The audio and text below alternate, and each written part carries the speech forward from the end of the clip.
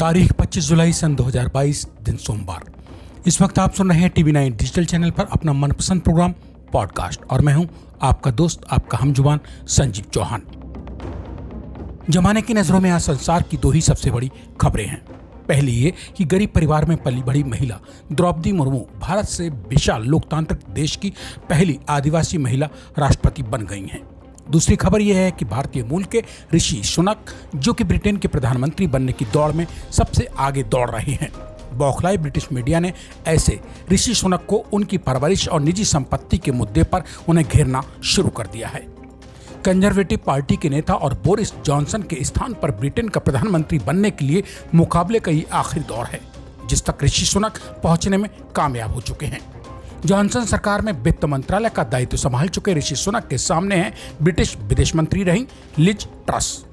चलिए आगे बढ़ते हैं इन दो बड़ी खबरों के बीच। जो खबर आ रही है और वो सबसे बड़ी खबर है, लेकिन भीड़ में दबती भी जा रही है। वो खबर है भारत और अमेरिका के दुश्मन नंबर 1 चीन से जुड़ी। वही चीन जो भारत के दुश्मन नंबर 2 यानी घाघ पड़ोसी पाकिस्तान का दोस्त है। चीन भले ही ताइवान की ओर लालची नजरों से क्यों ना देख ताड़ रहा हो, मगर अमेरिका के डर की अंधा करती रोशनी ने चीन की मानो देखने सुनने की ताकत ही छीन ली हो। दूसरी ओर मक्कार चीन भारत से जूझने में जुटा है। इन खबरों के अंदर की खबर यह है कि चारों ओर से घिरा पड़ा चीन अपने घर को ही नहीं संभाल पा रहा है। कोरोना के जन्म स्थान के नाम से बदनाम चीन को लेकर अब सुनने में आ रहा है कि उसके हेनान प्रांत की बैंकों के बाहर बवाल मचा हुआ है। बैंकों के बाहर बेतहाशा भीड़ इस बात की तस्दीक करने के लिए काफी है कि अमेरिका, ताइवान और भारत के चक्कर में हमेशा से ही घनचक्कर बने चीन की हालत इन दिनों अपने ही घर के भीतर मचे घमासान के चलते खराब है।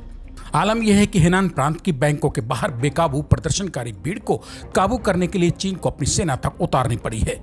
अपनी ही बैंकों के बाहर किसी देश को भीड़ काबू करने के लिए तोप टैंकों के साथ अगर अपनी सेना ही उतारनी पड़ जाए तो फिर ऐसे में बदतर हालातों की तस्दीक कराने के लिए मुझे नहीं लगता कि इस वक्त पॉडकास्ट सुन रहे श्रोताओं के लिए कुछ और बताने सुनाने की जरूरत है। चीन में हेनान प्रांत में बैंकों के बाहर मौजूद गुस्साई भीड़ और सेना की मौजूदगी के पीछे अगर झांक कर देखा टटोला जाए तो पता चलता है कि दौलत की चाहत में अंधा हुआ पड़ा चीन फिलहाल दौलत की तंगहाली में खुद ही बुरी तरह फंसा पड़ा है। हेनान प्रांत के उसके बैंकों में आर्थिक संकट गहरा चुका है। यहाँ की बैंकों में चीनी नागरिकों के खाते सीज कर दिए गए हैं। ऐसे में कि जब देश की हुकूमत ने बैंकों में जमा धनराशि खुद खाता धारकों के निकालने देने पर ही पाबंदी लगा दी हो तो बवाल मचना लाजमी है। हाँ, इस बात से तय हो जाता है कि अमेरिका और ताइवान के चक्कर में फंसा चीन भारत के साथ चाहे मक्कारी कितनी भी कर ले, उसकी अपनी हालत अपने आप में ही खराब है और भारत, ताइवान व अमेरिका का कुछ बिगाड़ पाने की उसकी हैसियत फिलहाल तो नहीं है।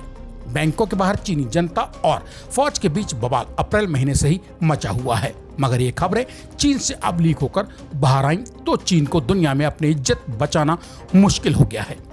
खबरों और वायरल वीडियो को अगर ध्यान से देखा पढ़ा जाए तो बेकाबू चीन खाता धारकों की भीड़ को काबू करने के लिए चीनी पीपुल्स लिबरेशन आर्मी टैंकों पर लदी इधर से उधर भीड़ में भटकती फिर रही है।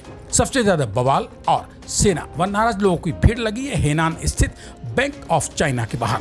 यहाँ बताना जरूरी है कि अप्रैल 2022 में साउथ चाइना मॉर्निंग पोस्ट में एक खबर जब छपी थी कि चीन में बड़ा बैंक घोटाला हो चुका है, मतलब उस घोटाले के जरिए 40 अरब युआन यानी करीब 6 अरब डॉलर, जिसे भारतीय मुद्रा में 47,000 करोड़ रुपया कह सकते हैं, गायब कर दिया गया है।